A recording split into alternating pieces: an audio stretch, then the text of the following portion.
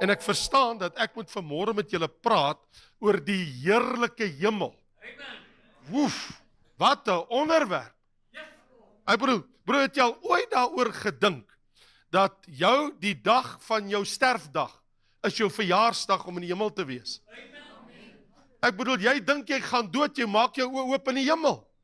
Ek bedoel, die dag wat jy jou oë hier toe maak jy jou oë in die hemel oop. Dis jou verjaarsdag, daai dag in die hemel. Ek bedoel, en van ons se verjaarsdag is dalk nie ver nie. Praat vanmôre met jou oor die heerlike hemel en vanaand oor, en ek bedoel, dit was die versoek gewees van die leierskap en van pastoor oor die Israel-Palestynse kwessie. En ek het heel wat om oor dit te sê, en ek wil graag 'n paar dinge sê. En natuurlik sal ons nie wil Jerusalem uitlaat nie, want ek bedoel, Jerusalem is 'n baie belangrike aspek. As jy daaroor dink, dat jou ewige blyplek, waar jy vir ewig gaan woon, is Jerusalem. So ek weet nie wie van julle was al daar nie, dit sal vir jou ou Jerusalem wees, want dan kom ons 'n nuwe Jerusalem, right? So, en hy kom uit die hemel uit, reg? So, wat ek wil sê is, ek wil met jou praat oor jou ewige tuiste, maar dit is maandag aand, dit is nou môre aand, om 7:00, en dan sluit ons, as die Here dan nou wil, Dinsdag aand af met al die dinge wat ons graag wil doen in bediening, saam met julle almal, oor die anti-kris, die valse profeet en die 666, en wat gaan werklik daar in die wêreld aan. Dankie aan ons musikante, in die orkes, almal wat ons gehelp het hier vanmôre, om heerlik saam te sing, die naam van die Here groot te maak. Nou daar in Koinonia, in Mosselbaai, ek moet kort daar wees, dan doen ons opnames, ons besig aan met jong mense wat 'n jaar van lewe vir die Here gee. Toe Michael Lind sê vir my 'n ruk terug, toe sê vir my, Raymond, hulle sê ek sing in stereo. Ek sê stereo? Ek sê, hoe's dit? Hy sê nee, ek steer die ou langs my. So, ek weet nie of jy iemand gesteer het vanmôre in die Sabbat, ek wil net sê, dis okay. Weet jy, as ons mekaar steer, dan is dit ook goed. En ons verloor ons bietjie in die Here, dan is dit alles wel. Nou ja, gepraat oor die hemel, dit was, en ek het 'n ruk terug af van vertel, van 'n prediker in Amerika met die naam van Fulton Sheen, en hy was geskeduleer om in Philadelphia, in die stadsaal, as spreker op te tree. Dit gaan die aand 'n vraag en antwoord sessie wees, maar hy gaan praat oor die hemel, dit was wat met hom bespreek was, wat hy moet kom doen. En hy besluit, ag man, die plek is mos net die ander kant, ek stap sommer soontoe. En hy stap, en wil jy glo, hy verdwaal. Vat 'n verkeerde draai en nou loop hy daar rond, en ek bedoel, hy moet op 'n sekere tyd by die stad sal wees, en nou is hy heeltemal verlore. En hy sien maar, hier sit klomp laities met klomp bicycles, en hulle speel daar, en hy stap nader, en hy sê vir hulle, hy vra vir hulle, hy sê, ek moet by die stadsaal wees, weet julle waar is die stadsaal? En een van die seuns sê, ja, ek weet waar is die stadsaal, en hy sê vir hom, wat wil jy by die stadsaal gaan doen? En hy sê, ek gaan 'n praatjie gee. Hy sê, 'n praatjie, gaan jy iets sê? Hy sê, ja. Hy sê, wat gaan jy sê? Hy sê, well, ek gaan praat oor die hemel en om daar te kom. Hy sê, are you joking? Hy sê, jy weet nie eens waar is die stadsaal nie. You must be joking. Hoe sal jy weet waar is die hemel? Ek gaan nie saam met jou nie. So, ek wil vir jou sê, ons weet waar is die hemel. Jesus is daar. Waar Jesus is, daar sal in die hemel wees. Ek wil ons Bybel begin so. Genesis 1 vers 1. In die begin het God die hemel en die aarde geskape. En as jy bly lees, van Genesis 1 vers 1 tot Openbaring, hoofstuk 21, en selfs oor 22 lees jy van wat in die hemel is, maar dan gaan jy die woordjie hemel vind. Van Genesis 1 tot Openbaring 21 vind jy die naam, die hemel, of die verwysing na die hemel, oor die 600 keer in jou Bybel. Maar die woord hemel, meer as 500 keer. En God het dit genoem hemel. Onthou, toe die Here die mens daar gestel het in die tuin van Eden, Adam het die diere name gegee. Nee? Hy het gekyk, toe sê hy, vir my lyk dit soos 'n olifant. Hierdie lyk vir my soos 'n leeu. En die Here sê, fine Adam, dis 'n olifant en dis 'n leeu. Jy het so gesê, ek is heel happy. Maar die Bybel sê, God het die hemel genoem.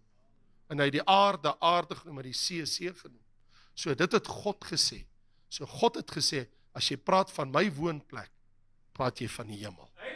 Dis waar ek woon. Ok. So, dis een van die mees aanmoedigendste onderwerpe, so wat 'n wonderlike geleentheid om met jou daaroor te praat, en dit word voorgehou aan ons in die Bybel as die beste plek om ooit te wees. In die gelukkigste plek om ooit te wees. En daar's baie redes. En ek sal dit nou later vir jou sê, wanneer ek jou vertel wat daar nie in die hemel is nie. Want ons sal ook moet kyk vir 'n paar oomblikke, wat is daar in die hemel? En dan moet ons kyk, wat is daar nie in die hemel nie. En die waarheid van die hemel wat aan ons voorgehou word, skep 'n groot verwagting by gelowiges. Want ek en jy wat 'n verwagting het, ek bedoel, ek weet mos, die hemel is my tuiste. Dis gevaarlik om te sê, die hemel is my ewige tuiste, want ons het altyd gesê, as ek doodgaan, gaan ek vir ewig by die Here in die hemel wees, toe ons groot geword het. Ek gaan nie. Nie een van ons nie. Want ons gaan nie vir ewig in die hemel bly nie, ons gaan vir ewig op die aarde bly, want die nuwe Jerusalem kom uit die hemel uit en daal neer op die nuwe aarde. So ek het vir jou nuus. As jy hemel toe gaan, gaan jy net vir 'n ruk hemel toe.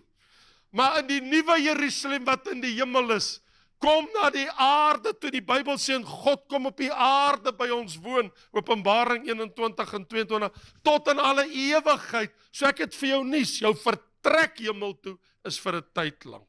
Jou verblyf, want die hemel kom as ware, die Bybel sê, kom 'n nuwe hemel en 'n nuwe aarde, met die nuwe Jerusalem wat uit die hemel uit op die aarde gevestig word. So ek wil net sê, as ons nou wil reg praat, dan moet ons sê, ons gaan vir ewig hier op die aarde kom bly saam met die Here, want die Here, die Bybel sê, die Here vestig sy troon in die nuwe Jerusalem op die aarde, en Jesus die Lam het sy troon ook daar. Ek wil weet waar hy is.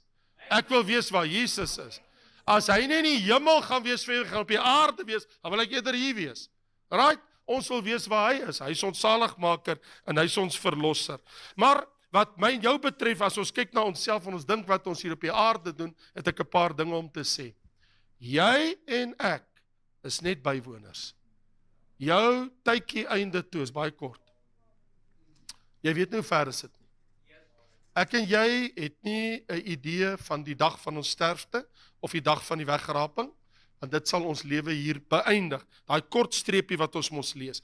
Want die Bybel sê in Hebreërs hoofstuk 11 dat Abraham het 'n stad verwag wat fondament het waarvan God die oprigter en die boumeester is, en ook 'n nuwe vaderland. So wat ek nou wil sê is, ek gee nie om wat in Suid-Afrika aangaan nie. Kyk, ek gee ook nie om wat die president doen in die lange duur nie. Dit skeel my min wat Donald Trump doen en wat ander ouens doen in die wêreld, wat Putin aanvang en Xi wat hy aanvang en al hierdie ander. Skeel my eintlik maar min, want die punt is, ons is net vreemdelinge en bywoners op die aarde, want ons het 'n nuwe vaderland gekry, die hemel. En dit is waarna toe ons onderweg is. So, ons is hier in verbygaande om in die hemel te kom. Ja, daar gaan 'n dag kom, na die 1000 jaar vrederyk, want ons weet mos, wat eers, ons is nou hier, so eers moet die wegraping plaasvind, dan het ons die 7 jaar groot verdrukking wat kom, met die antichrist, en daarby kom ek met jou môre aand, veral, en maandag en dinsdag aan, dan het ons mos die 1000 jaar vrederyk, en dan eers kom die hemel. So wat ek vir jou wil sê is, jou beste kans is as die wegraping vandag plaasvind, as dit vandag moet gebeur, dan het jy 7 jaar in die hemel, tydens die 7 jaar groot verdrukking, en miskien sal jy die hemel moet ontruim op daai stadium. Want die Bybel sê, in Openbaring 20, ons sal wees konings en priesters, saam met Christus, die wat krone kry, vir 1000 jaar lang. So jou kuier in die hemel gaan dalk net 7 jaar wees. Dink bietjie daaroor. Kom nou realisties. Ek bedoel, glo jy in die wegraping? OK, glo jy as die wegraping kom, gaan jy hemel toe? Ja, glo jy daar kom 1000 jaar vrederyk? En as jy 'n kroon kry, wat gaan jy maak? Jy moet kom regeer. So dit beteken jou verblyf in die hemel is net 7 jaar. So wat ek vir jou wil sê is, daar is mense wat al duisende jare, daar is, ja, die man wat ons weet van die Bybel wat nog nooit gesterf het nie, 'n man wat nog nooit gesterf het, wat al die langste in die hemel is, sy naam is Henog. En hy is al baie jare dan presies te wees, so afgerond, give and take hier en daar, hy sal so 5000 jaar daar, wat hy die hemel geniet, hy het nog nooit gesterf nie. Hy het 'n kollega, wat 'n bietjie later gevolg het, so 2000 jaar na hom, en dit is Elia, en Elia is nog altyd daar, so daai 2 manne is nog daar, en hulle wag om te kom, hulle tyd sal kom in die dae van die 7 jaar groot verdrukking, maar hulle is in die hemel, maar Jesus is in die hemel, die Ou Testamentiese gelowiges is daar, so wanneer 'n mens oor die hemel praat, dan kom maar baie dinge by jou op. My vraag is net, het jy in jou hart 'n verwagting om hemel toe te gaan? Want ek lees hier in Petrus, staan hier geskrywe, Petrus sê, hy sê, terwyl ons, is nou 2 Petrus 3 vers 12, julle wat die koms van die dag van God verwag en verhaas, waardeur die hemele met vuur sal vergaan en elemente brand. Hy sê, maar julle verwag dit. Vers 13, maar ons verwag volgens sy belofte 'n nuwe hemele. En dan in vers 14, en terwyl ons dit bly verwag, moet ons onberispelik en heilig voor die Here lewe. So hier's die ding. Het jy 'n verwagting om hemel toe te gaan? As kind van God? Absoluut. Want behalwe dit alles het die Here ons ook vir ons 'n belofte gegee in Johannes 14, moenie ontsteld wees nie. En dit is interessant dat Jesus noem die hemel die huis van my Vader. Hy sê, in die huis van my Vader, is daar baie wonings. So hier verwys Jesus na die plek, die hemel, die lokaliteit, as die huis van my Vader. Want Vader woon daar. Wel, daar moet daar baie dinge wees. Maar waar kom Jesus vandaan? Hy kom uit die hemel uit, want ons lees in Johannes 6 vers 38, soos die seun van die mens, wat uit die hemel uit neergedaal het. So Jesus kom vanuit die hemel. Daar's baie aangrypende dinge oor die hemel, want die vraag is, waar is Jesus nou? Wel, hy het teruggegaan na die hemel toe, want die Bybel sê, hy het opgevaar na die Vader. So hy is in die hemel. So waar is al die gelowiges? Dit is die dinge wat ek met jou oor wil gesels. So, as ek met jou praat oor die hemel, wat vir ons so belangrik is, my verlosser en jou verlosser, Jesus Christus, woon in die hemel. Maar daar is natuurlik vrae wat ons het, want hoekom is die hemel vir ons so 'n belangrike plek? Hoe weet jy, pastoor Tini, daar is nou 2 Tinies, hoe weet jy het begin oud word? Ek sal jou sê, jy weet jy het begin oud word, as jou meeste vriende wat jy geken het in jou lewe, kinders van hier, jou vriende, as die meeste van hulle nie meer hier is nie, en hulle het min geword, dan weet jy het nou begin oud word. Want ek ken meer mense in die hemel vandag, as wat ek op die aarde ken, dan weet jy het begin oud word. Want die wat jy geken het jou voorgegaan. So, hoekom is die hemel vir ons so 'n belangrike plek? Want ons verhoudings is in die hemel. Ja, jou familie, wat jy lief gehad het jou lewe deur. Ouma en oupa en ma en pa en die kinders en jou broers en susters en predikers en vriende wat jy geken het en mense wat jy geken het, wat die Here lief gehad het, met wie jy verhoudings gehad het, hulle is almal in die hemel. So die verhoudings wat jy gehad het, wat jy opgebou het jou hele lewe deur, daai mense is in die heerlikheid van God. En daar's rykdomme, want die Bybel sê maak vir jou skatte bymekaar in die hemel. So daar's rykdomme dis van ons wat hier sit. Dit mag so wees dat jy ry miskien nou nie 'n aanvallige motor daar buitekant nie, en jy bly nie in 'n aanvallige huisie nie, miskien is jy maar net 'n ou huurhuisie of 'n klein ou woonstelletjie, maar ek wil vir jou iets sê, die Bybel sê, ons skatte is in die hemel. Hierdie is van verbygaande aard. So, wat ek aan dink, wanneer ek oor hierdie dinge dink, is die Bybel sê, daar's 'n erfenis wat die Here vir ons beskik het, wat ook in die hemel is. So, nou is die ding, as ons oor die hemel praat, dan moet ons oor die werklikheid van die hemel praat, maar voor ek dit doen, party mense is bang om oor die hel te praat. Want C.S. Lewis was 'n Britse skrywer, en hy gaan woon 'n kerkdiens by waar 'n jong prediker vir die eerste keer sy preek. En terwyl hy daar by die kerkdiens is, toe hoor hy die prediker sê, en ek het dit vertaal na Afrikaans toe, in Engels het ek dit gevind, toe hy sê C.S. Lewis wat hy gedink het die prediker aanvang.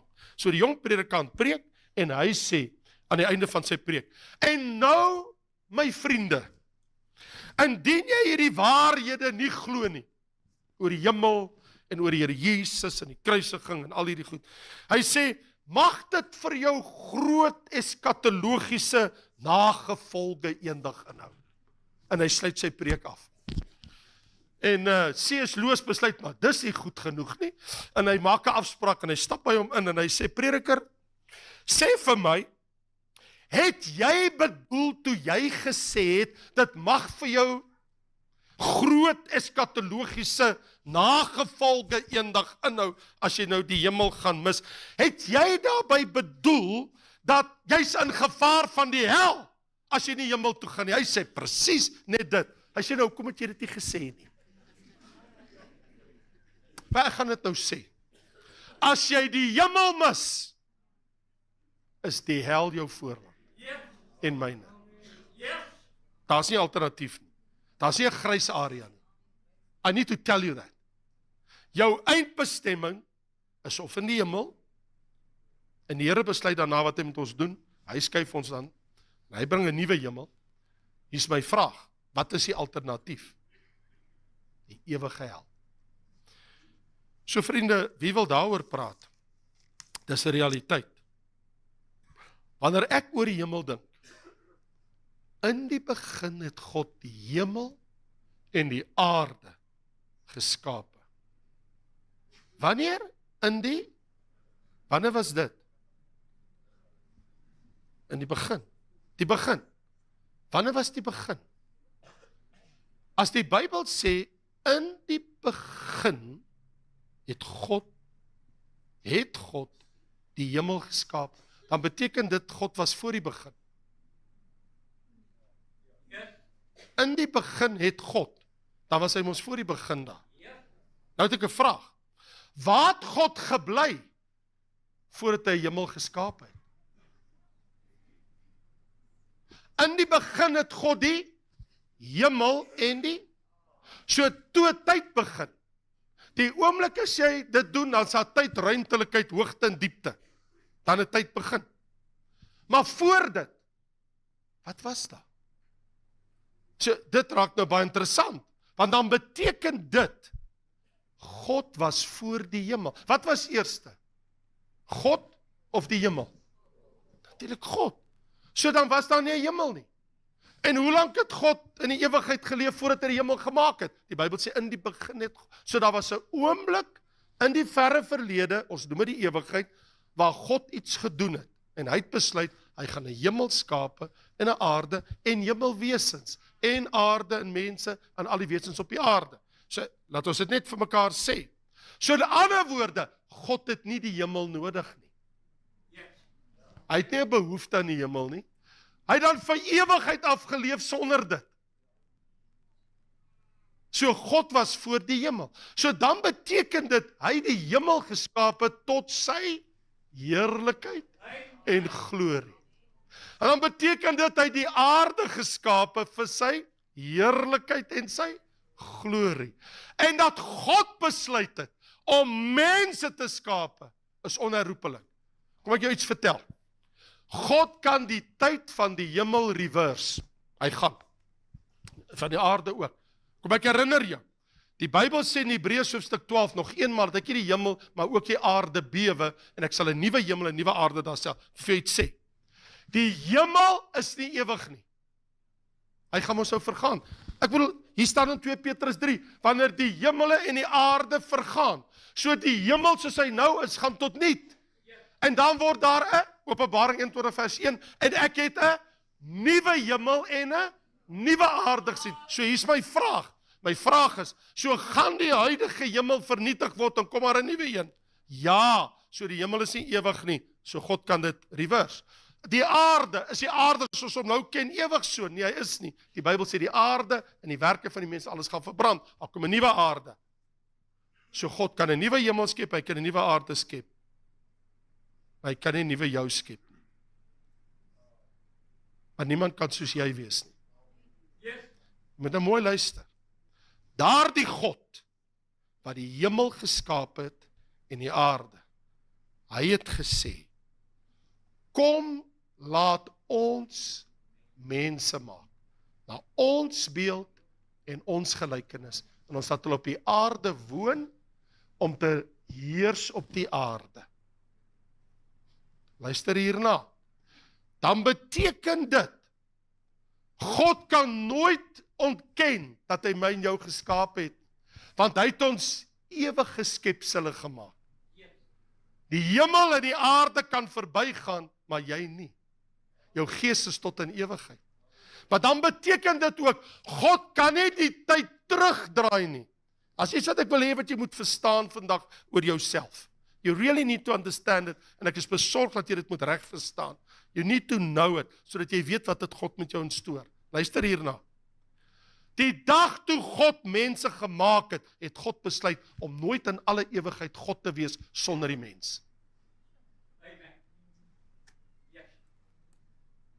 Hy kan nooit weer tot in alle ewigheid sonder my in jou lewe nie. Hy het ons ewige wesens gemaak. Hy het ons sy kinders gemaak. En hy gee vir ons die hemel om in te woon. Hy kan dit nooit ontken nie. Hy het sy gees in ons gegee. Hy het ons gewederbaar. Hy het ons gered. Hy het sy eie seun vir ons laat sterf aan 'n kruis. En hy het sy seun se lewe vir ons gegee, sodat ons vir ewig by hom kan woon. So God sal nooit weer God kan wees tot in alle ewigheid, sonder jou en sonder my. Dis 'n besluit wat hy geneem het. Die wonderlike nuus is, ons gaan vir ewig by ons hemelse Vader wees. Hy sê net God nie, vir sy skepping, ja, as ek praat van die hemel, ek praat van die aarde, dan gebruik die Bybel die woord Elohim, ja, vir sy skepping is hy God. Maar vir my en jou, is hy baie meer as net God. Want God het 'n naam. Sy naam is Jahweh. Ander woorde, Jesus, sy seun het 'n naam. Sy naam is Jesus en hy kry nog 'n nuwe naam ook, sê hy in Openbaring. Maar hier's die ding, die God wat ons dien, hy het vir ons sy naam gegee, want Jahweh is sy verlossingsnaam. Ons ken hom as Here. So wanneer ek sê Here, dan sê ek die naam van God. God is 'n titelbeskrywing, maar sy naam is Here. So as ek sê Here, ek aanbid U. So vir my is God ook Here. En nou het hy 'n seun, hy het vir in die kruis gesterf, en nou sê Here Jesus Christus, want toe hy met die dood uit opgewek het, het hy hom Here gemaak, as hoof van sy kerk en Here. So Jesus is nie net Jesus nie, hy's Christus, hy's die Messias, hy's nie net dit nie, hy's Here Jesus Christus. Hy's my verlosser. En hulle het 'n besluit geneem in die boule, in die hemelse parlement. Selfs nog voor dit het God nog ander besluite geneem. En daai besluit was, kom ons maak mense. En hy het die hemel daar gestel, vir die mens om in te woon by hom, tot sy heerlikheid, en hy het die aarde daar gestel vir my en jou. So, nou is my vraag, hierdie heerlike hemel waarvan die Bybel praat, hoe leef ons Vader in daardie heerlike hemel? En die Bybel sê, Jesus leer my in Matteus 6, wanneer jy dink aan jou Vader, wie God is, en jy dink aan die hemel, waar hy is, dan moet jy bid en jy moet sê, onse Vader, wat in die hemele is. Want sy troon is daar. Hy is orals, maar hy is besonderlik met sy troon in die hemel. Nou word dit 'n baie wonderlike ding, want as sy seun vir my in die kruis kom sterf het op die aarde, en hy van die Olyfberg af opgevaar het op 'n wolk in die hemel in, waar is hy nou? Is in die hemel. Wat doen hy? Hy tree vir my in. Waar is die Gees? Wel, Openbaring sê, en die 7 geeste wat voor sy troon is. So, nou is my vraag, waar is almal wat gesterf het van die skepingsdag af, wat salig is? Ander woorde, waar is al die ou mense, wat geleef het van Adam af, tot en met Jesus se kruisiging? Waar's al daai mense vandag? En so terloops, vandat Jesus aan die kruis gesterf het, ons is die kerk, Here, hier eindig dit. Ons is nou hier reg hier so in daai hoekie. So wanneer die wegraping plaasvind, dan is die kerk weg. So hierdie tydperk is 4000 jaar, hier is ons afgerond 2000 jaar. Ek bedoel, binnekort het ons iets groots om te vier. Ek bedoel, wanneer is die jaar 2030? Party mense sê Christus gekruisig in die jaar 30, ander sê in 32 of 33. Wel, dan beteken dit tussen die jare 30 en 33, 20, 30, 33, dis 5 jaar van nou af. tot 8 jaar. Binne 5 jaar tot 8 jaar van vandag af, terwyl ek hier met jou saam praat, dit is 2025 as jy nie weet nie, tussen nou, in die volgende 5 tot 8 jaar, is die kerk van Jesus Christus, vier hy sy 2000 jaar verjaarsdag. Halleluja! 2000 jaar! En Jesus het gesê, ek sal my gemeente bou en die poorte van die doderyk sal dit nie oorweldig nie. So hier is nou die saak. Wanneer die wegraping plaasvind en die kerk is in die hemel, waar gaan al hierdie mense heen met die wegraping? Die Bybel sê in die heerlikheid. En wat van die martelaar en die siewer grootverdrukking, waar gaan hulle heen? Hulle moet almal hemel toe gaan. So nou is my vraag, hoekom wil ons hemel toe gaan? Daar's baie redes wat ek vir jou kan aanstip. Want die Bybel sê ons in Openbaring, jou werke volg jou saam en jy rus van jou werke. Dit beteken, ons gaan in die rus in. En natuurlik 'n staat van bewustheid, want die Bybel leer vir ons, dat mense wat dood is, of hulle is in die doderyk en hulle praat daar, soos jy sien in Lukas 16, met Lazarus en die ryk man, of dat jy is in die heerlikheid van God. So hier is my groot vraag, en dis wat ek by jou wil weet. Wat vind 'n mens alles in die hemel? Wat dink jy staan in die hemel? Ons kan ten eerste sê, ons hemelse Vader is daar. Wat is daar nog in die hemel? Sy seun Jesus Christus. Die Heilige Gees in 'n besondere wyse, maar die Bybel sê vir ons in Psalm 11, dat die Here God het sy paleis in die hemel gevestig. Hoe moet dit lyk? Hoe lyk sy paleis? Die Bybel sê, hy het 'n paleis in die hemel gevestig. Of, soos wat ek lees in Openbaring 11 vers 19, die tempel van God in die hemel het oopgegaan. So daar's 'n tempel wat die Shekinah op 'n baie besondere wyse het in die hemel. Maar ek lees ook in Psalm 11 vers 4, die Here het sy troon in die hemel gevestig. So die troon van God is in die hemel, en voor die troon is daar 'n troonsaal in die hemel. Ek lees ook van 'n banket wat daar in die hemel is, 'n banketsaal. Dan lees ek dat God het wesens in die hemel. Ek lees van gerubs en serafs, ek lees van lewende wesens, die zoa, ek lees van aardse engele, ek lees van heilige engele, en die Bybel vertel my, al hierdie wesens saam wat in die hemel is, en daar seker ander wat die Bybel nie eens vir ons vertel van nie, sê die Bybel, is God se hemelse leerskare. En die engele, die Bybel sê, daar's 10.000 van 10.000 en duisende van duisende in Openbaring hoofstuk 5. Kan jy dit hoor? 10.000 van 10.000, nie 999, nie 9.000, nee, 10.000 van 10.000 en duisende van duisende. Kan jy dit hoor? Die getal, dis afgerond. Dis 'n vol getal van heilige hemelse leerskare wat ons in die hemel het. En saam met hulle, met hierdie heerlike wesens, het ons die serafs in die hemel, the burning ones, die brandendes, dis hulle het 6 vlerke met oë, en die Bybel sê hulle is bokant die troon van God, en hulle kyk af op die heerlikheid van God, en hulle is die beskermers van God se heerlikheid. En niemand kan daar kom onheilig nie. Dis hoekom toe die profeet Jesaja opdaag, toe hulle dadelik 'n tang gegryp met 'n vuurkool van die altaar en sy lippe aangeraak, toe hy sê, wee my, ek is onrein van lippe, hoe kan ek voor heilige God kom staan? Dit tref hom die heiligheid van God, en onmiddellik het een van hierdie brandendes, hierdie wesens, die seraf, gehelp, sodat hy voor God kon staan. Dan het ons die gerubs, die Bybel sê in Esegiel, hulle is die troondraers van God. So as God sy troon iewers heen skuif, dit is die gerubs wat dit doen. Dan het ons aardsengele, waarvan ons in die Bybel lees, van Michael en van Gabriel. Ons het die heilige engele van God. Dan het ons die paradys wat in die hemel is. En die paradys wat in die hemel is, ons weet ons die paradys was, voordat Jesus gekruisig was die paradys was onder in die aarde.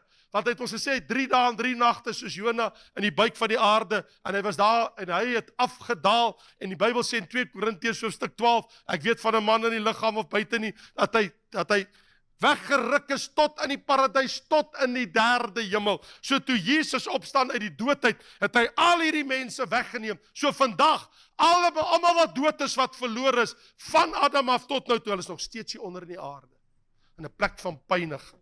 Maar hulle wat hier was, is nie meer daar nie, die paradys is nou daar. En die Bybel sê, Jesus in Openbaring 2 en 3, wie oorwin sal ek gee om te eet van die boom van die lewe en drink van die water van die lewe, wat in die paradys van God is.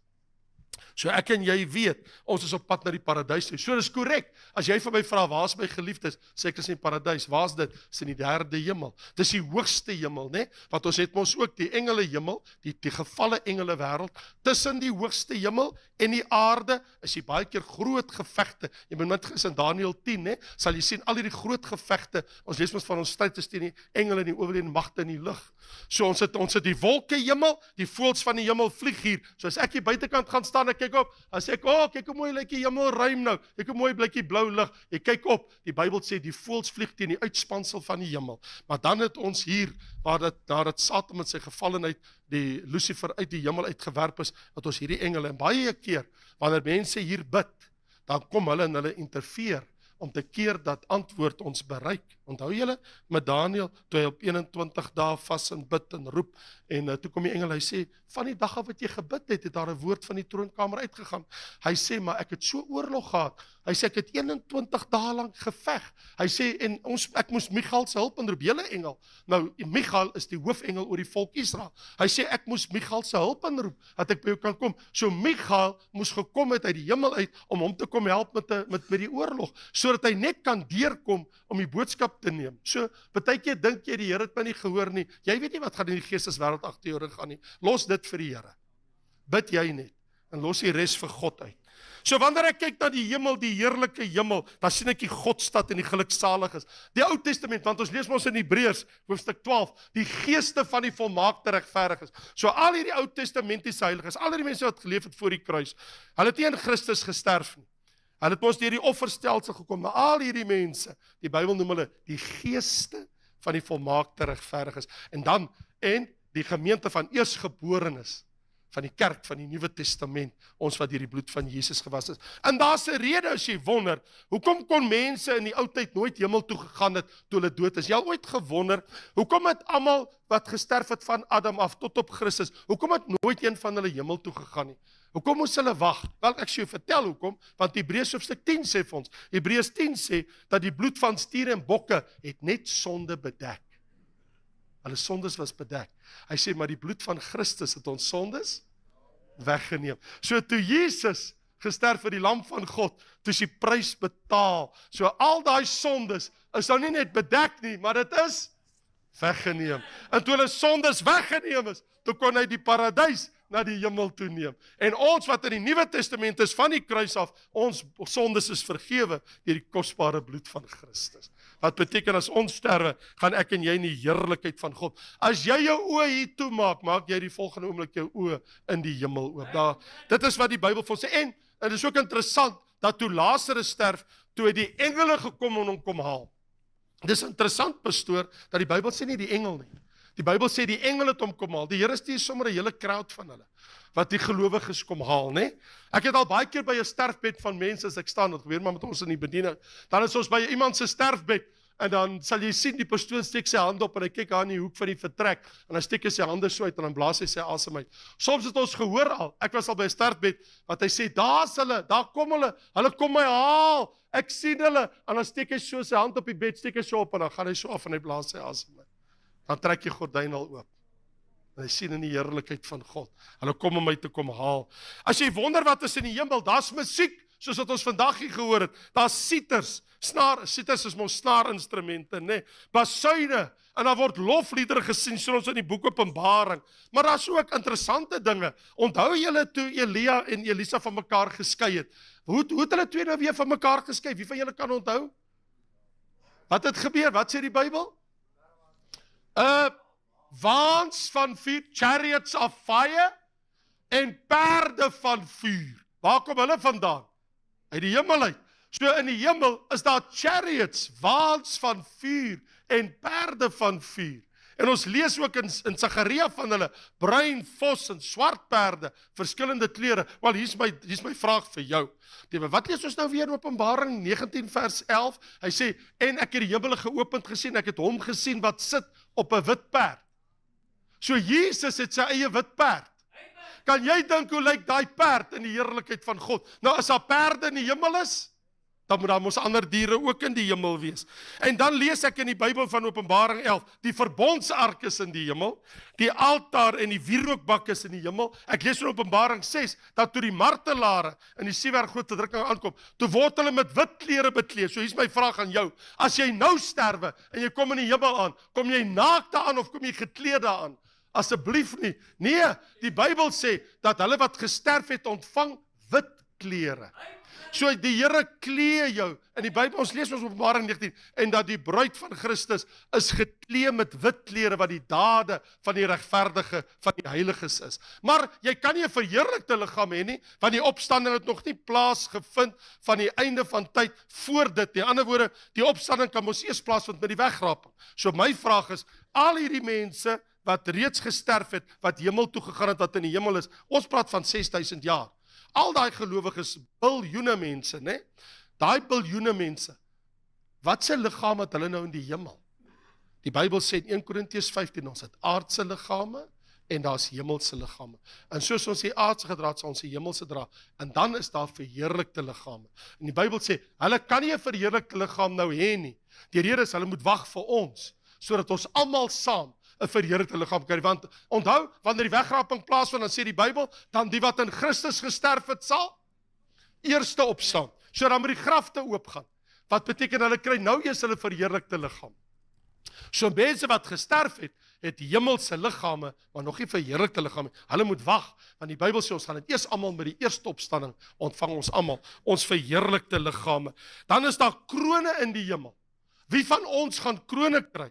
Want ons lees in die Bybel van die martelaarskroon, ons lees van die herderskroon, ons lees van die kroon van jou wedloop, as jy dit afgehandel het, ons lees die kroon van die verwagting van Jesus. So ons het 5 krone wat ons van lees in die Nuwe Testament. So my vraag is, waar's daai krone? Daar's vertrekke in die hemel, daar's plekke in die hemel, waar dit alles veilig bewaar. Daar's skatte in die hemel, waarvan ons lees, Jesus sê, maak vir jou skatte in die hemel bymekaar. Dan is daar die boom van die lewe, oh my word, die boom van die lewe, die Bybel sê, elke maand dra hy nuwe vrug. So elke maand is daar nuwe vrugte aan die boom. Dan kan jy weet, 'n maand is verby, 30 dae is verby. Die Jode tel op 30 dae. So as ek sien, en ek kom skielik vandag verby geloop, en ek sien, haai, kyk al hierdie wonderlike nuwe vrug in die boom, maar weet ek, daar's 'n maand verby. Dis die horlosie van die hemel, is die boom van die lewe, want elke maand het hy nuwe vrug. En ek kan drink van die water van die lewe, wat van onder die troon van God uitvloei. En dan lees ek in die hemel, is daar boeke. Oh, laat ek jou hiervan vertel. Die wonderlikste boek in die hemel wat daar is die boek met die naam van die boek van die lewe. Daar's baie boeke. Daar's die gedenkboek van Maleagi. As jy met mense oor die dinge van God praat, jy praat met ander kinders van die Bybel sê, God het dit gehoor, hy het dit alles laat opteken. Dit was 'n seën vir die Here, en hy het vir die engel gesê, skryf dit neer. Skryf dit net neer. Dis my aandenking. So wanneer jy goddelike gesprekke met mense het oor die Here Jesus, en jy praat met mense oor jou verlosser, word alles aangeteken in die boek van aandenking. Maar en ook jou werke, my en jou werke. Alles wat ons doen, hoe ons geleef het op die aarde, wat vir die Here van enige waarde is. Die Bybel sê, dan word ons beloon vir wat ons gedoen het op aarde. God dank, my sondes is vergewe en weggewas. Here, ek wil net nie my sonde ooit weer sien nie. Onthou, ek het net vir jou baie groot stukkie nuus. As ek vergeet, sê pastoor, wat is daai grootste stukkie nuus wat jy vir my het? Onthou dit net, ek wil dit vir jou later sê. Maar hier's die ding, wat ek en jy van weet is, daar's die boek van die lewe. As jou naam in daai boek ontbreek, dan kan jy nie in die hemel in nie. Jy kan ook nie in die nuwe Jerusalem in nie. Is my naam in die boek van die lewe in die hemel vandag? Is my naam daar? Dit is die belangrikste, enkel belangrikste ding in jou hele lewe. Is my naam in die boek van die lewe? Want as my naam in die boek van die lewe is, dan weet ek, my plek is vir ewig verseker. Ook in die nuwe Jerusalem, wat uit die hemel uit neerdal. En jou naam kan alleenlik in die boek van die lewe wees, wanneer Jesus Christus jou saligmaker en jou verlosser geword het. Dis die enigste tyd wanneer dit kan gebeur. Nou, maar nou lees ek, daar's 'n groot blydskap in die hemel, want Hebreërs 12 sê, die feestelike vergadering wat daar is. So in die hemel word daar altyd fees gevier. Ek wil net sê, God is 'n God van feeste. Hy hou baie van feeste. Die Bybel leer vir hoe hy vir Israel al hulle feeste gegee het. Gedurig is daar feeste. As jy in die hemel is, word daar voortdurend fees gevier. Die Bybel noem dit eintlik 'n feestelike vergadering, waar almal bymekaar kom, die engele en die verlossers, wat almal in heerlikheid bymekaar is. Daar moet 'n baie groot bruilofsaal wees, en kan jy nou dink, jou verhouding met Jesus, vandag, op aarde, bepaal jou sitplek by die banketsaal. Het jy al ooit daaroor gedink?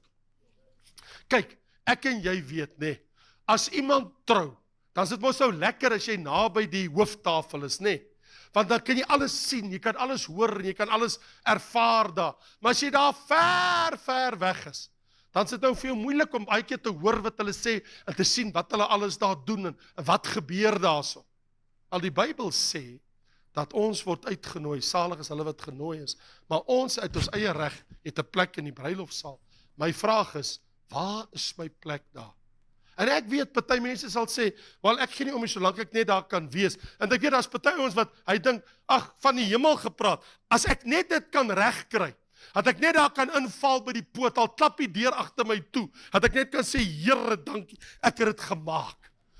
Maar dit gaan ons nou nie net daaroor nie. Jy wil mos jou Here en jou verlosser wil jy mos tevrede stel. Dit is nie, Here, het ek dit net gemaak, deurgeskuur op my boude nie. Dis maar soos die man aan die kruis. Ek bedoel, hy kan sê, hy het letterlik in die ure, die minute voor sy dood, het die Here sy siel gered. Maar soos die ou eendag gesê, toe die ou vir hom sê, maar wil jy nie jou hart vir die Here gee nie? Hy sê, maar ek het nog 'n lewe om te lei. Ek kan dit mos doen voor ek sterf. Hy sê, daai man aan die kruis het dit gedoen. Hy sê, ek wil net herinner, daar was 2, korrek? Die een het nooit by die punt gekom om dit te doen nie. Watter waarborg het jy, wat een is jy? Kom ons sorteer dit nou met die Here uit, dat ons weet waar ons gaan. Vader het sy troon, die Lam het sy troon, die 12 apostels het hulle troon. Jesus sê in Matteus 19, julle sal op trone sit. Die 24 ouderlinge trone, met daai groot troonsaal, en dan is daai heerlike reënboog wat ons van lees in die Bybel, in Openbaring 4, wat daar in die hemel is, plus al die skatte, want die Bybel sê, ons maak vir jou skatte in die hemel bymekaar, waar mot en roes nie verniel nie. Daai dividende wat ek en jy in die hemel bymekaar gemaak het, wat die Here eendag vir ons gaan gee. So ons skat is in die hemel, maar hoe gaan hy teks nou weer? In Matteus hoofstuk 6, waar jou? Okay, kom ek vra die vraag. Staan daar, waar jou skat is, sal jou hart wees, of waar jou hart is, sal jou skat wees? Wie sê waar jou hart is, sal jou skat wees? Okay, beteken dit, as jy ander draadsitters? Die Bybel sê, waar jou skat is, sal jou hart wees. My skat gaan voor my. Maak vir jou skatte. Leef nou so, dat jou skatte daar kom. Jou hart sal volg. Dis 'n groot uitdaging vir ons. En nou sê die Here, en hier kom die belofte, kyk, ek maak alles nuut. Hy sê, ek het 'n nuwe hemel en 'n nuwe aarde gesien, Openbaring 21. En hy sê vir hom, God self sal die trane van hulle oë afvee, daar sal nie geween wees en moeite en droefheid, en ek maak alles nuut, sê die Here. Hy sê, skryf, hierdie woord is waaragtig en betroubaar. Hy sê, so waar. Hy sê, dit is waaragtig, dit is betroubaar. Hy sê vir Johannes, skryf dit neer. Wat moet hy neerskryf? Hy sê, skryf neer. Dis verby. Ek is die Alfa en die Omega. Die begin en die einde. Die eerste en die laaste. Aan die dorstige sal ek gee van die fontein van die water van die lewe. En hy wat oorwin, sal alles beerwe. Alles. Alles in die hemel is myne. Alles in die hemel is joune. Behoort aan ons almal. Hy wat oorwin, sal alles beerwe. En ek sal vir hom 'n God wees. So hier is my vraag, want hier kom nou 'n bietjie skokkende ding. Wat vind ek nie in die hemel nie? Ons het nou hierdie gedagte van al hierdie heerlikheid wat daar in die hemel is. Wat vind ons nie in die hemel nie? Wel, die een verskriklike ding is dat jy wil net nie hê, jy wil dat jy nie daar is nie, right? Okay? So die belangrikste is, Here, asseblief deur u groot genade. Wel, die Bybel sê in Matteus hoofstuk 6, daar is nie mot nie, en daar is nie roes nie, en dinge verniel nie. So dinge vergaan nie in die hemel nie. Daar's nie motte nie, daar's nie roes nie, daar's nie peste nie, daar's nie kakkerlakke nie, daar's nie spinnekoppe nie, daar's nie dooie vliee nie. Die vloek is weg, want die Bybel sê, en die vloek is opgehef. Daar's nie vloeke nie, daar's geen diewe nie. Die Bybel sê, diewe breek nie in en steel nie. So, daar's nie diewe nie, jy gaan nie as jy kerk toe kom, en jy stap uit jou kar is weg, dit gebeur nie in die hemel nie. Ok, dat sulke goed sien in die hemel nie. Daar word nie gesteel nie, daar's nie inbrake nie. So, dan sal nie polisie manne nie, daar's nie tronke, jy kan nie toesluit nie. Ok, daai goed is nie in die hemel nie. In eiendom word nie vermis nie, jy soek nie iets in die hemel nie, alles is daar wat daar moet wees. En daar's nie skelms nie, dat jy moet jou deur die hele tyd toesluit nie, né? Ok? En ja, daar's ook nie kluise in die hemel, jy moet 'n revolver daar toesluit, of 'n diamant, of iets, jy weet, jou geld. In die hemel, dinge raak nie weg nie, dit gaan nie verlore in die hemel nie. Daar's nie bedreiging nie, daar's nie verkrachtings in die hemel, daar's nie aanrandings nie, niemand gaan jou seermaak in die hemel nie, right? Die hemel is 'n plek waar jy ook nie gaan trou nie. Amen, daar's een amen. Ek het gedog ek sal meer kry in die kerk vandag. Daar's die huwelik en die Jesus sê hulle trou en hulle gee nie uit nie. So wat ek wil sê is, as jy nie gelukkig getroude man is, jy byt vas, die einde kom. En as jy baie gelukkig getroude man is, enjoy it, daai einde kom ook. So wat ek wil sê is, in die hemel trou jy nie, daar word nie die huwelik uitgegee nie, daar's nie verwydering van familie nie. Wel, as daar nie troues is daar nie egskeidings nie. Kan ek halleluja kry vir daai? Ok, dan dit is ook nie in die hemel nie. En daar word ook die babatjies dan gebore in die hemel nie, so as die geboortepyne nie. Enige vrouens wat wil sê amen. En daar is die trane nie. Openbaring 21 vers 4 sê, dat ons sal nie treur nie, en sou jy treur as gevolg van iets wat daar gebeur het, en daar is miskien, die Bybel sê ons in 1 Korintiërs 3, as jy geen beloning kry nie, sal dit tot groot skade wees, en miskien gaan 'n traan gestort word, en die Bybel sê, dis okay, God sal al die trane van ons oë afvee. Daar is nie dood nie. Ons het nie begrafnisondernemers door, daar is nie SAFAS nie, daar is nie afbop nie, hulle is nie daar in die hemel nie, dis nie nodig nie, daar is nie siektes nie, daar is nie dokters in die hemel nie, okay? So die dokters, ja, jy verloor jou werk in die hemel, het sal nie dokter wees nie. Daar is nie hospitale nie vir die verpleegsters, daar is nie apteke nie, en daar is ook nie, daar is nie sonde nie, daar is nie skuldgevoelens nie, daar is nie skuldige gewete nie, daar is nie dood nie, so dan is daar nie begrafplaas nie, want die dood is in die poel van vuur gewerp. Openbaring sê die dood is gewerp in die poel van vuur. Daar is nie droefheid nie, dat mense sit en huil daar in die hemel onder 'n boom iewers. Daar is nie 'n geween nie, die Bybel sê God vee al die trane af, en dan lees ek ook, daar is nie moeite nie. In die sweet van jou aangesig verdien jy nou jou brood. Maar in die hemel sê die Bybel, hulle rus van hulle werk op die aarde. Jy gaan in jou ewige rus. So die vloek is opgehef. Daar is nie dorings nie. Daar is nie 'n duiwel nie. Daar is nie gevalle engele nie. Daar is nie demone nie. Daar is nie onrein geeste nie. Daar is nie sondaars nie. Daar is nie goddeloses nie. Hulle is almal weg. En vriende, daar is ook nie veroudering nie. Jy wil nie hê iemand moet by jou instap eendag en vir jou sê, hoorie, ek wil net vir jou sê, baie geluk, jy is vandag 100 miljoen jaar oud. Ek wil, wie wil dit hoor? So, in die hemel, ons vier nie sulke verjaarsdae in die hemel nie, right? Ons los dit, ons doen dit nou. En terloops in Ethiopië, weet mense nie wanneer hulle verjaar nie. En ek vertel dit vir my skoonseun meestal die dag, en hy glo my nie. Ek sê vir hom, ek sal dit vir jou eendag wys. En jy sal nie glo nie. Die man wat ons moet kom optel en lughawe toe neem, nou so, ek moes by 'n plek wees nou 2 weke terug, iewers in die wêreld, wat ek moet vlieg. En die ou daggie op en ek sê vir Wessel, hierdie ou, hy het nie die boodskap gekry met ons optel nie. Hy sê vir my, ek kry vir ons 'n Uber. Kry Ubertjie, en die ou vat ons lughawe toe, en ek vra van waar is jy? Hy sê, nee, ek is van Ethiopië. Ek sê, van Addis, Awassa, van waar is jy? Nou begin ek met hom praat oor die lande, ek ken mos al die lande in Afrika, want dis my werk, ek gaan soontoe voortdurend. En ek sê vir hom, nou weet ek, nou Wessel sit nou en luister nou, en ek sê, my skoonseun, nou wil ek hom iets wys. Hy glo nie altyd wat ek sê nie, nou wil ek dit bewys. Ek sê vir hom, so, my friend, you from Ethiopia, right? Yeah. Ek sê, do you know Ruchigi? Hy sê, no. Ek sê, he translated the Bible from Amharic to, the Bible from Greek to Amharic, your language. Hy sê, oh, you know Amharic? Ek sê, yeah, sure, that's your language. Ek sê, I know the Oromo. Wow, how do you know that? I said, I've been there a few times in your country. Ek sê, but tell me, when is your birthday? en dan is hy doodstil. Dan kyk hy in die spieeltjie vir my in die kar. Ek sê vir hom, your birthday. When is your birthday? Hy sê, ek sê, any day you choose, right? Hy sê, ja. Nou kyk my self vir my. Ek sê, I told you. Ek sê, watch this space. Ek sê, tell me, so, you don't know when you were born because you were born in a bush and there was no calendar, no dates, right? Yeah, how do you know that? Ek sê, oh no, I know a few things. I've been around a few places. Ek sê vir hom, so, you can have your birthday whenever you want. They say, yes, sir.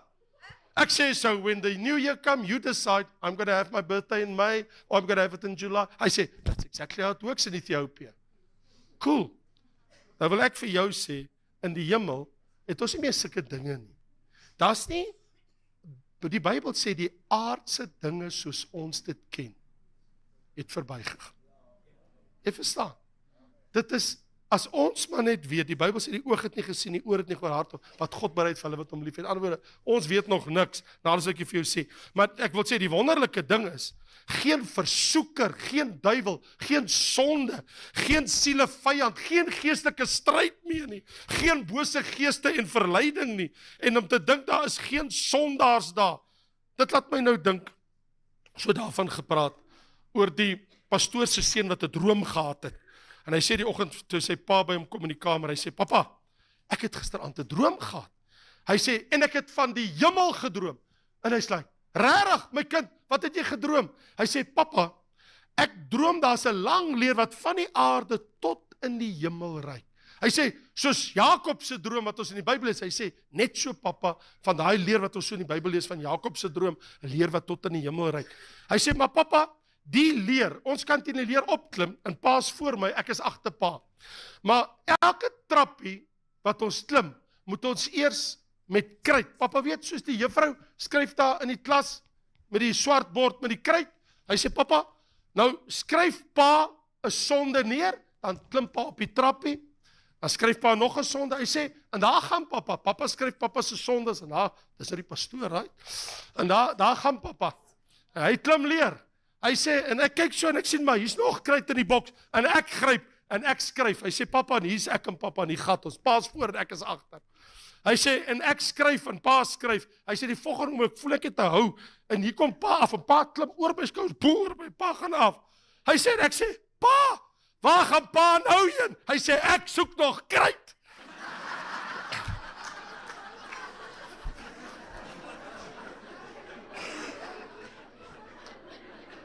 Die dag wanneer jou pastoor begin kruit soek. Kom ons, daar moet so preek in hierdie kerk eendag gepreek word. Die dag toe jou pastoor kruit soek. Jy sien, my vriende, om hemel toe te gaan, hoef ons nie trappies te klim nie. Ons kan maar net afsak. By die kruis van Golgotha. Nie op nie, maar af. Hy sal ons opvat. Ons wil daar wees. Maar jy kan nie daar gaan en opklim. Die Bybel sê, jy kan nie opklim tot in die hemel. Om daar te kom, moet jy eers afgaan. Jy moet op jou knieë kom.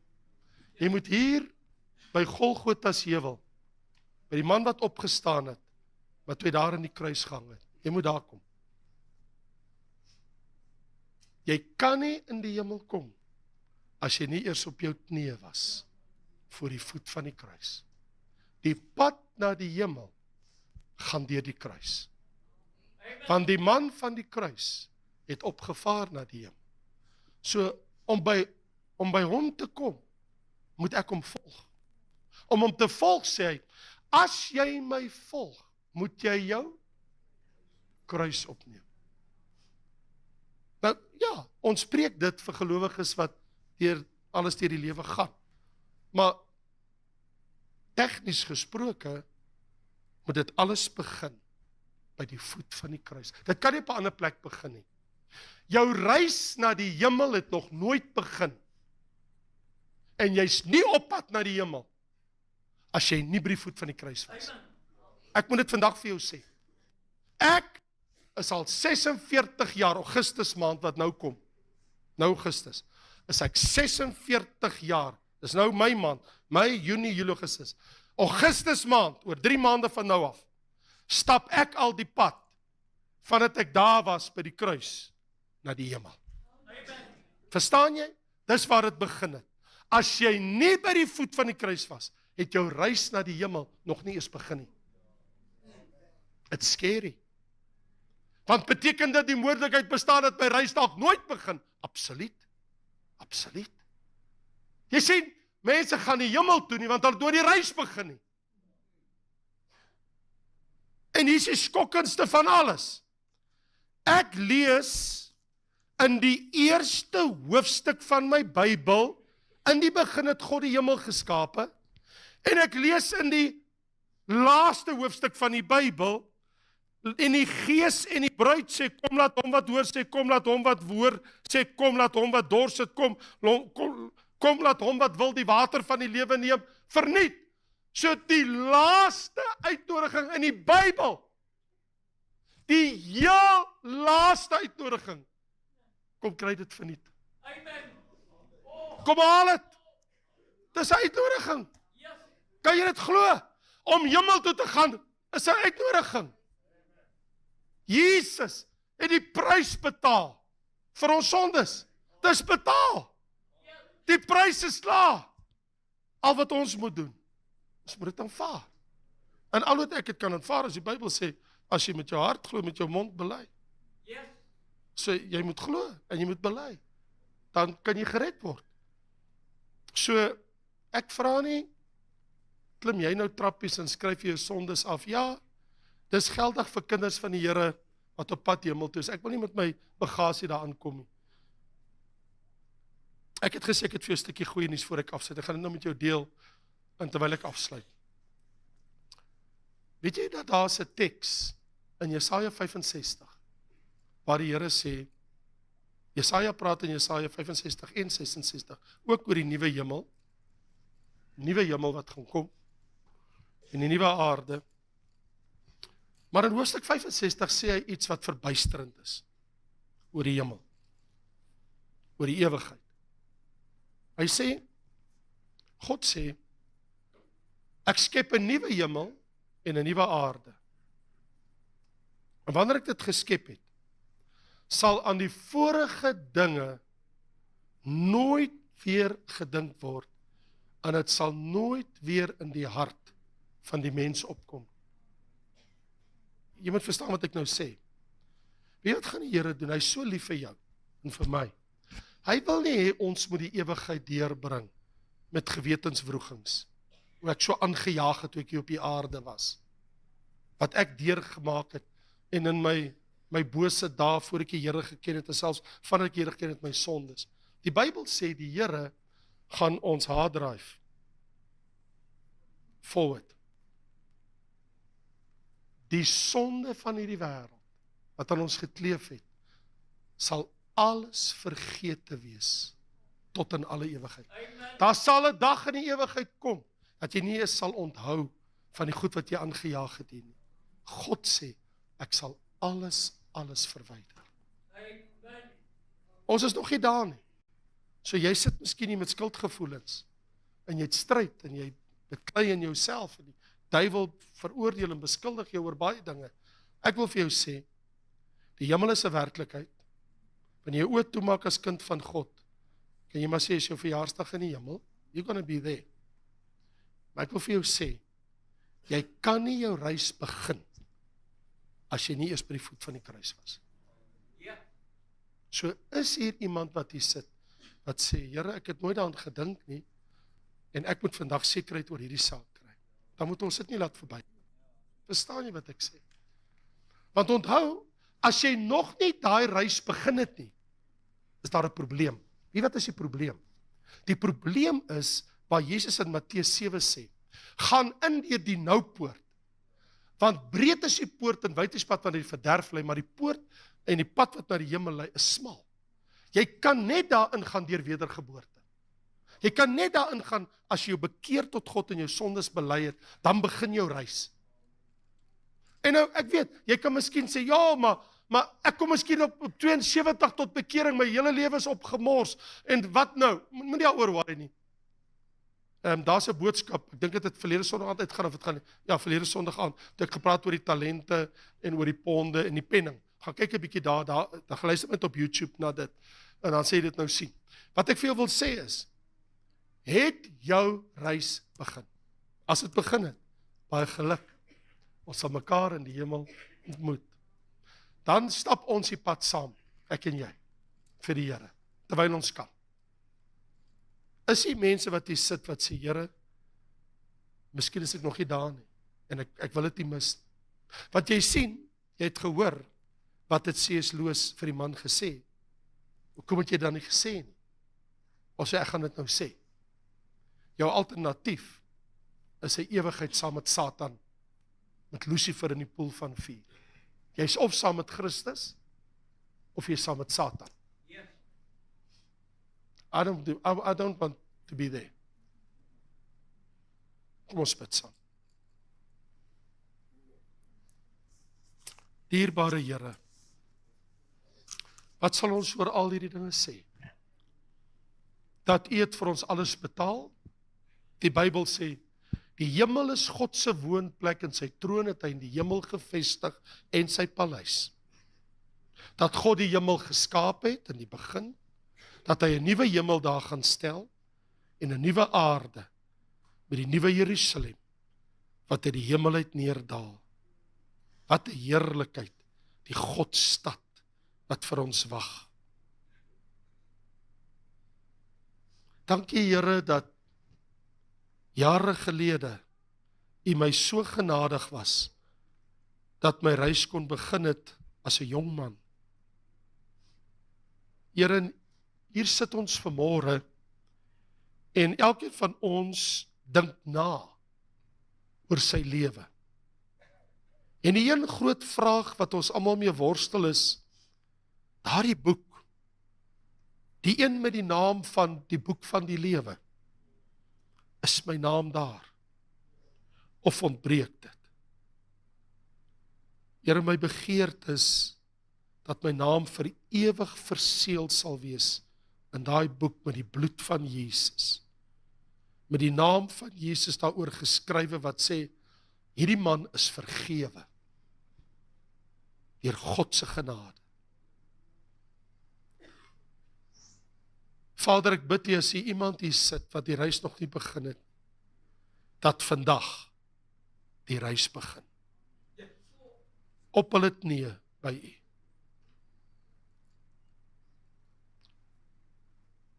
Ek gaan nou iets doen. Ek gaan vra, is hier iemand wat hier sit, in die galerije, daarbo, of hier in die gehoor, en jy weet, dat jy was nog nie by daai plek nie, dat jou reis moet begin, vandag. Vandag neem jy die besluit, finaal in jou lewe, dat Jesus Christus jou Here, jou saligmaker, jou verlosser. As jy sê, vandag, Here, vandag is my dag, my reis begin nou, wil ek jy met jou hand opsteek. As baie hande wat opgaan. Baie. Wat sak die hande? Ek gaan vra dat jy nou sal bid. Maar dis al wat jy kan doen. Dis jou oomblik.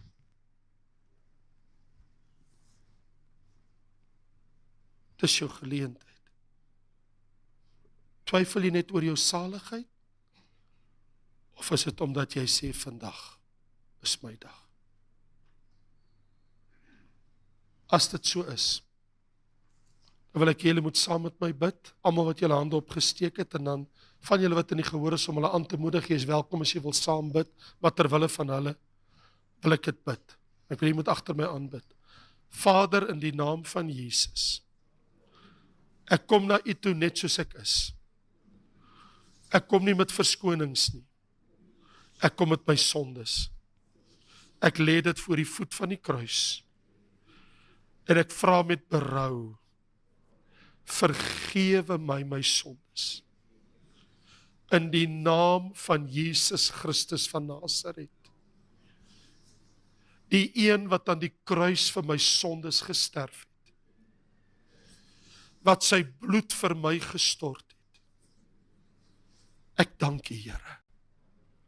Here Jesus, ek glo dat U die Seun van God is, dat U die prys betaal het, as die lam van God.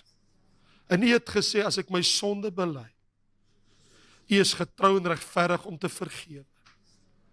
Dankie dat U my vergewe. Here Jesus, ek neem U aan, as my eie persoonlike saligmaker. Op my knieë voor U. Ek kniel by die kruis. En ek sê, Here, vat my hand en lei my op weg na die hemel. U heerlike hemel. Bid ek, Vader, in Jesus naam. Dankie dat U my naam skryf in die boek van die lewe. En dat U nou U Heilige Gees in my plaas. Dat hy in my kan woon. En dat ek 'n kind van God kan wees. Om U te dien al die dae van my lewe. Totdat U my kom haal. In die naam van Jesus, Vader. Amen.